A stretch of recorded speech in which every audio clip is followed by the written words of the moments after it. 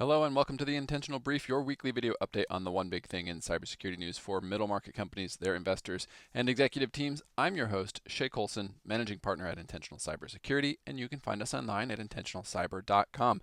Today is Tuesday, February 3rd, 2026, and I'm going to ask you to take a bit of a walk down a strange path with me today on this episode. But if you don't want strange, you can stick to the vanilla sort of items we talk about week in and week out on this show, and just go read the first article in the links below about how a Chinese state actor has been working to infiltrate the Notepad++ program, which is widely used by developers and other technical folks on their machines, or the second article in the notes about some real-time voice phishing kits that make it easier to compromise MFA.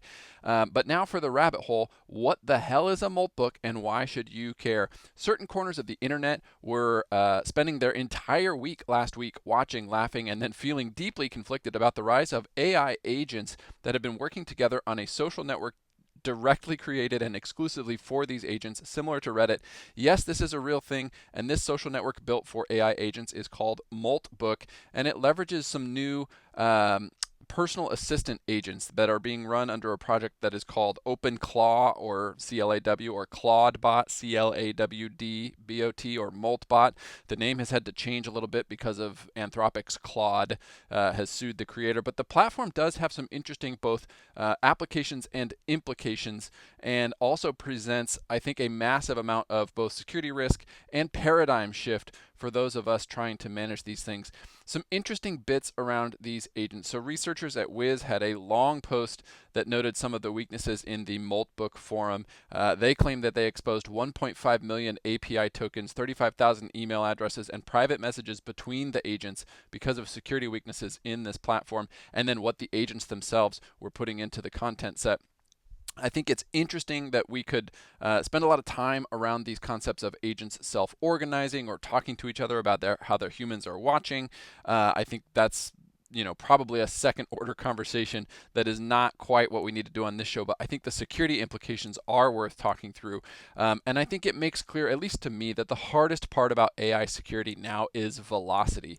These things move very quickly, and security can be almost impossible to add after the fact. I think Indeed Wiz closed their article about this with a note that security needs to, quote, become a first-class built-in part of any AI-powered development, unquote. Wiz provides a ton of technical details on how these security weaknesses is manifested in the platform. So if you're building tools using Claude or Gemini or Codex or any sort of vibe coding or enhanced AI coding capabilities, these items are worth making sure you get right. For those of us on the enterprise side, I also think we need to be mindful to put these other controls that we're responsible in place. Things like removing local admin privileges, enforcing role-based access control, using the concept of least privilege, segmenting things in our network, providing users a way that allows them to experiment and capture the value that AI can really bring, but in a way that is risk informed. VentureBeat pulled together a pretty good article with some advice for security teams to kind of get their arms around this in the wake of OpenClaw, Moltbot, Claudebot, whatever. They said that you should audit your network for exposed agentic AI gateways, right? Use Shodan or other tools to do that. Map out what they call this lethal trifecta in your environment, that is private data, untrusted content, and external communication. Segment access aggressively, which I think is a good idea, especially around other services that contain lots of data like Gmail or Salesforce or Slack or whatever else. Scan your agent skills for malicious behavior. If you're looking at Claude and you're using those skills, understanding the exposure that this might have can be something you will be behind on if you don't stay ahead of with a scan. Updating your incident response playbooks.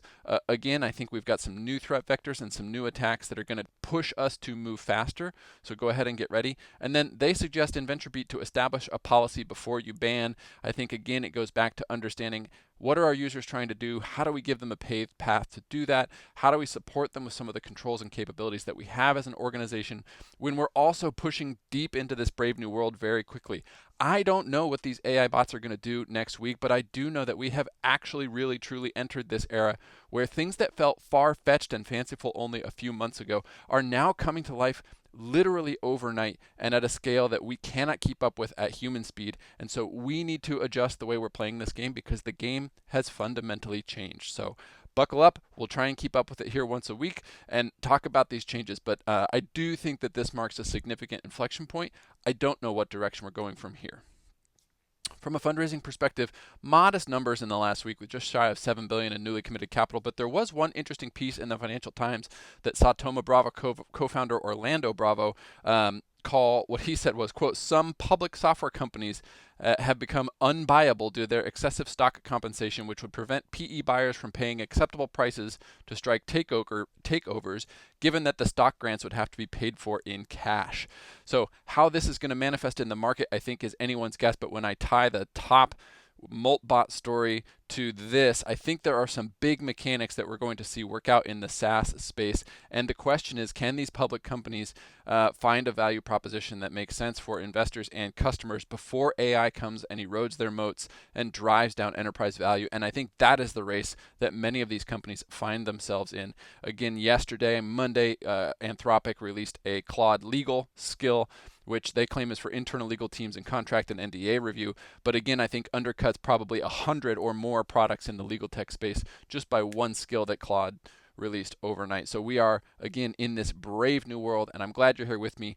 I don't know how it's going to go either, but we're going to go together. A reminder, you can find links to all the articles we covered in the comments section below, back issues and written transcripts at intentionalcyber.com, and we will see you next week for another edition of the Intentional Brief.